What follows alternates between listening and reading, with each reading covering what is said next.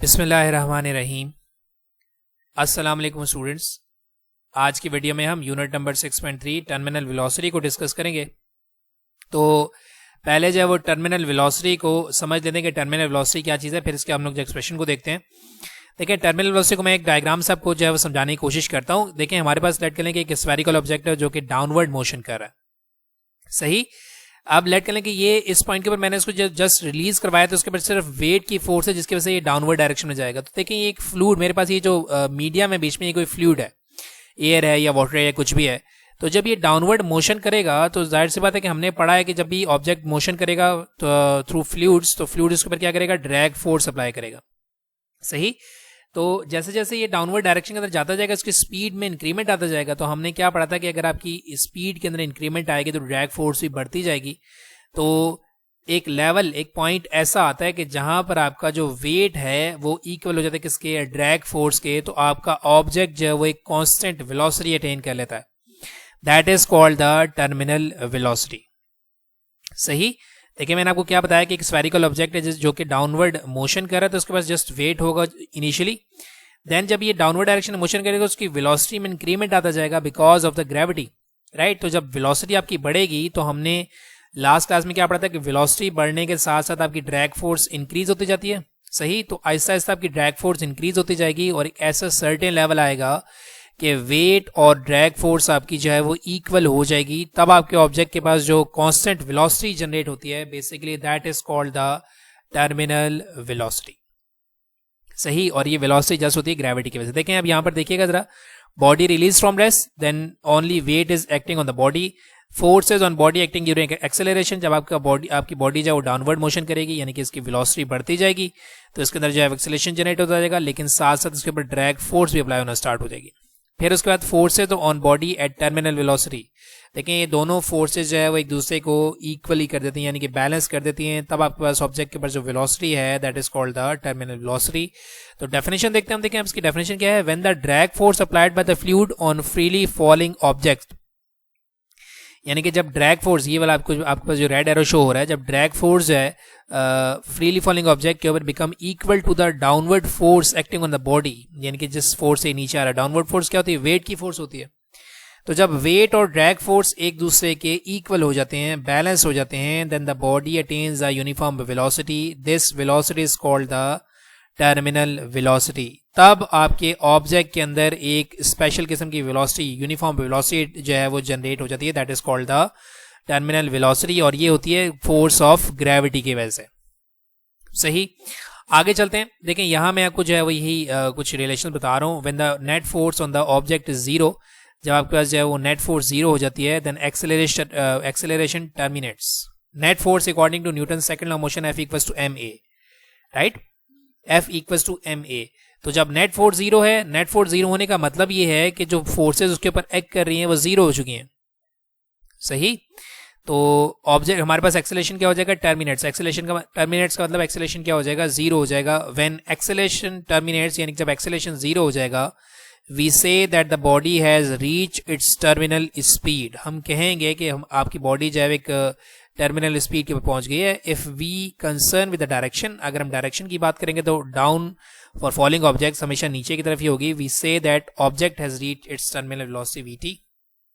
मतलब कहने का ये है कि जब आपकी नेट फोर्स जीरो हो जाएगी, नेट फोर्स कब जीरो होगी, देखें, जब अब यहां देखिएगा आपका ऑब्जेक्ट डाउनवर्ड डायरेक्शन में जा रहा है जब, तो उसके ऊपर दो फोर्सेज एक्ट कर रही हैं, एक वेट की फोर्स एक्ट कर रही है, दूसरी ड्रैग फोर्स एक्ट कर रही है।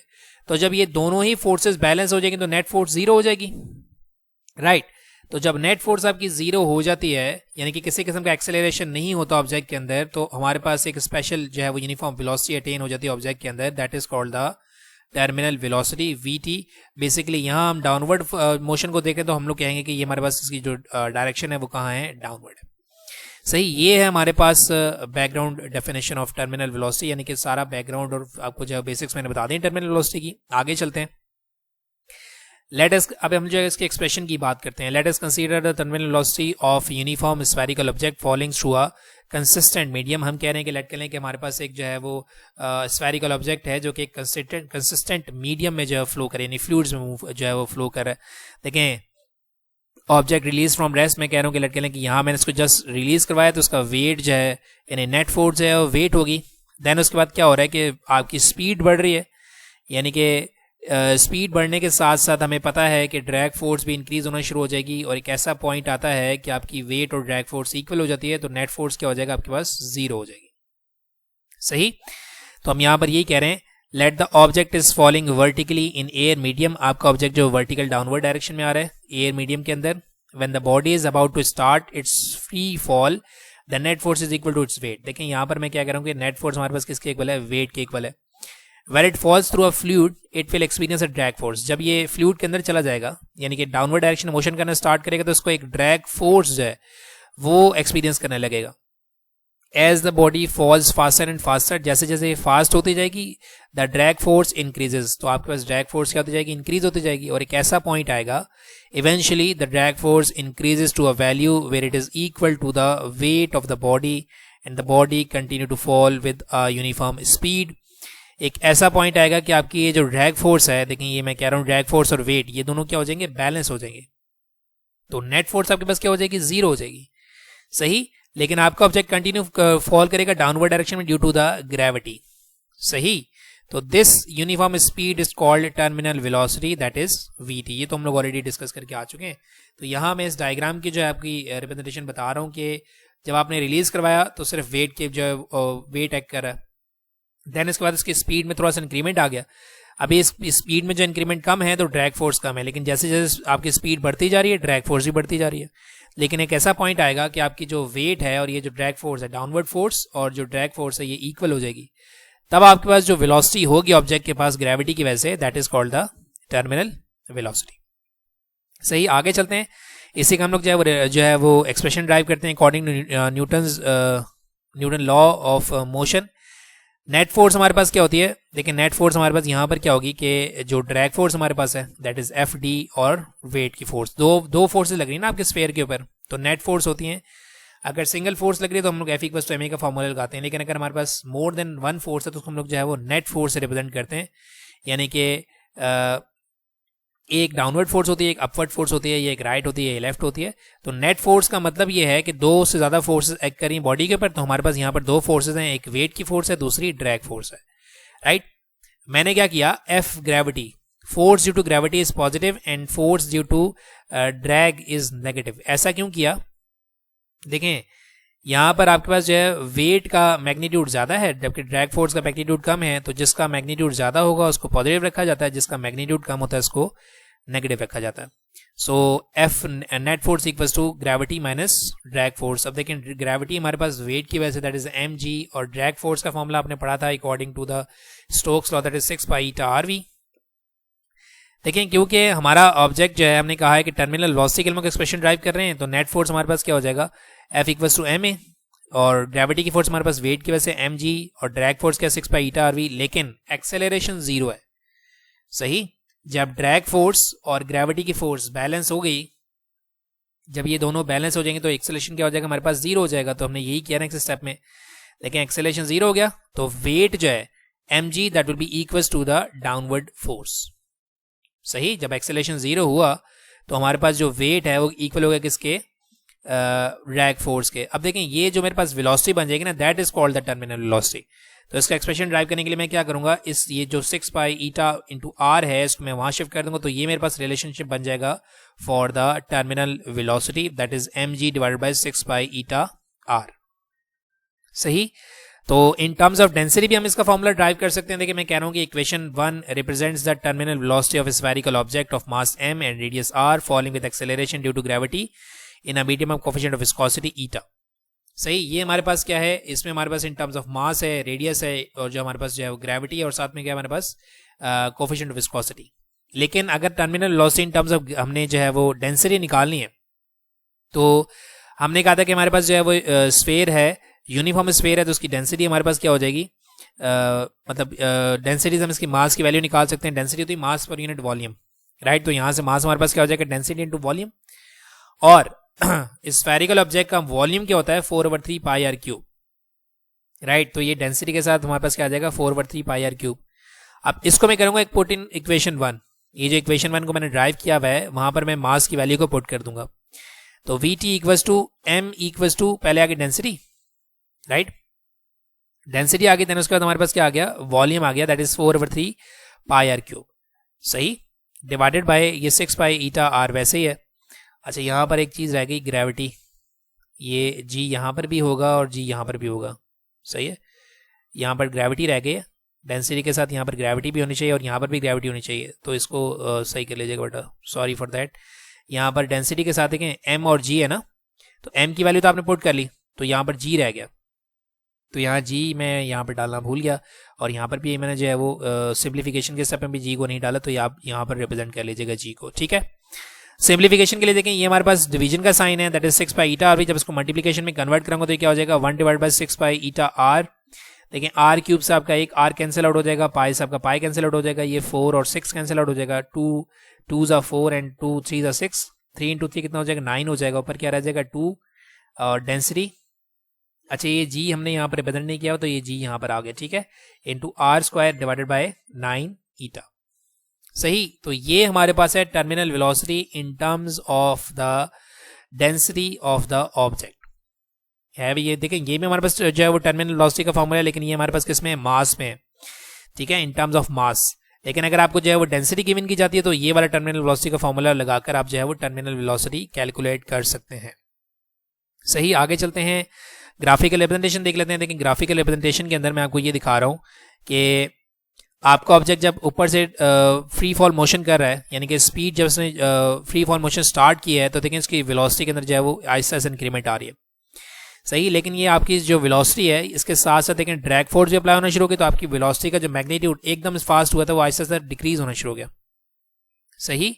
और इस वाले पॉइंट के ऊपर यहाँ क्या हुआ, देखें पहले आपके पास इंक्रीमेंट है, सही, फिर आपके पास क्या हो गया, ये थोड़ा सा क्योंकि ड्रैग फोर्स अप्लाई होना शुरू हो गई तो इसकी जो बिहेवियर है इसमें कर्व आना शुरू हो गया, अगर अदरवाइज ये बिल्कुल स्ट्रेट जाना चाहिए था, लेकिन क्योंकि ड्रैग फोर्स अप्लाई होना शुरू हो गई तो इसमें कर्व आना शुरू हो गया, यानी कि आपकी जो वेलोसिटी है उसके अंदर थोड़ी सी डिक्रीज होना शुरू हो गई है।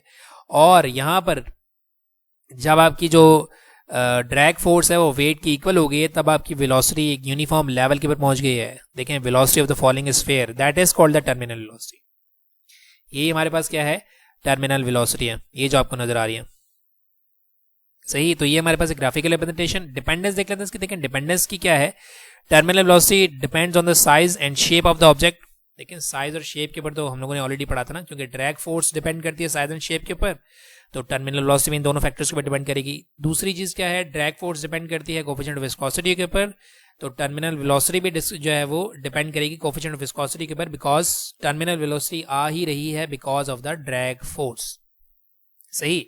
अगर ड्रैग फोर्स नहीं होगी तो टर्मिनल वेलोसिटी को आप प्रोड्यूस नहीं करवा सकते, क्यों, क्योंकि ड्रैग फोर्स अगर वेट की इक्वल होगी तभी आपके पास यूनिफॉर्म वेलोसिटी जनरेट होगी ना, अदरवाइज तो आपका ऑब्जेक्ट जो है एक वेरिएबल वेलोसिटी के साथ डाउनवर्ड डायरेक्शन में आता रहेगा, एक्सेलरेशन जनरेट होता रहेगा, सही। तो ये हमारे पास है डिपेंडेंस, और डिपेंडेंस वही है जो ड्रैग फोर्स की डिपेंडेंस है, क्योंकि टर्मिनल वेलोसिटी भी डिपेंड कर रही है ड्रैग फोर्स के ऊपर, दैट्स वाई इसकी डिपेंडेंस वही है जो हम लोगों ने ऑलरेडी पिछली क्लास के अंदर पढ़ी थी, that is dependent on the size, shape and coefficient of viscosity.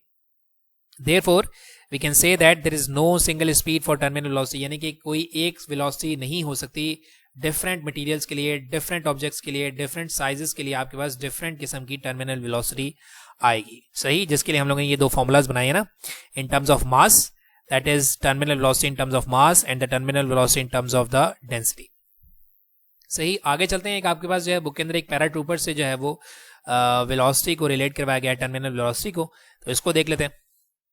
देखें यहाँ मैंने जो है कुछ स्टेप्स यहाँ पर रिप्रेजेंट किए, जैसे आपकी बुक के अंदर भी स्टेप्स रिप्रेजेंट हुए में, तो मैं ये कह रहा हूँ कि फर्स्ट स्टेप में एट टी इक्वल्स टू 0, जब टाइम 0 है, ये टी इक्वल्स टू 0 के ऊपर, तो weight is bigger force than air resistance, weight ज्यादा होगा, एयर रेजिस्टेंस कम होगी, तो आपका ऑब्जेक्ट तेजी से एक्सेलरेट करेगा, सही। देखें ये स्टेट एंड ये शो करिए कि आपका ऑब्जेक्ट जो तेज से एक्सेलरेट करें, यहाँ लिखा हुआ भी एक्सेलरेट्स, सो ही एक्सेलरेट डाउनवर्ड्स, और आपका एक जो ऑब्जेक्ट जब एक्सेलरेट करेगा, स्टेप 2 के अंदर क्या हो रहा है, एट 22 सेकेंड, यहां पर इस वाले पॉइंट के ऊपर, सही, 22 सेकंड के ऊपर eventually the air resistance has increase so much and becomes same to the weight of the body. यहां पर देखिए हमने कहा था कि ड्रैग फोर्स ऑफ फ्लूइड जो है वो स्पीड के साथ साथ इंक्रीज होती जाएगी, सही। तो एक ऐसा पॉइंट आएगा जहां पर आपकी ड्रैग फोर्स जो है वो इक्वल हो जाएगी किसके, डाउनवर्ड मोशन के, तो यहां पर यही हो रहा है, स्टेडी स्पीड हमारे पास बन गई है, that is called the terminal speed when the air resistance is equal to the weight of the object. और यहाँ पर टर्मिनल स्पीड हमारी ज़्यादा है क्योंकि यहाँ पर हमारे पास जो है वो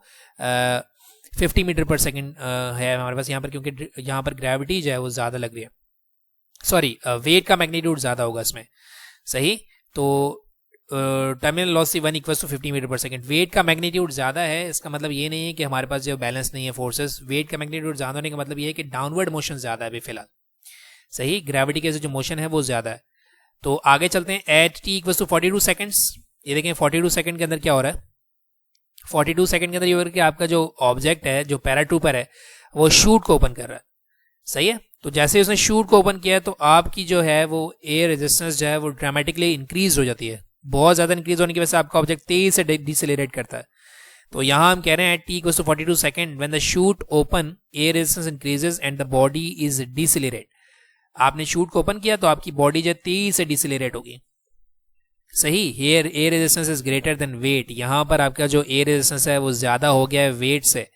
सही, तो द बॉडी स्लोज डाउन। इसी वजह से एयर रेजिस्टेंस के ज़्यादा हो जाने की वजह से आपकी बॉडी जो है वो एकदम से क्या हो जाएगी, स्लो हो जाएगी।